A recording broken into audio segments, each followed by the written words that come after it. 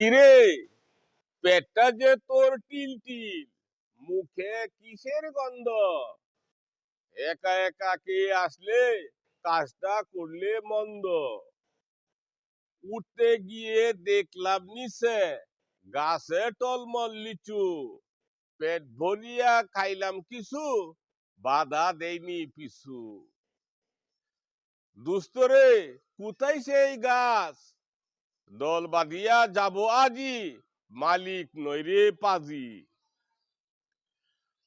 সুন্দর প্রস্তাব দিলা দুস্ত, ঝড় বৃষ্টি হইবে, মালি চাচা ঘুমিয়ে থাকবে, পেট ভরিয়া খাইবে।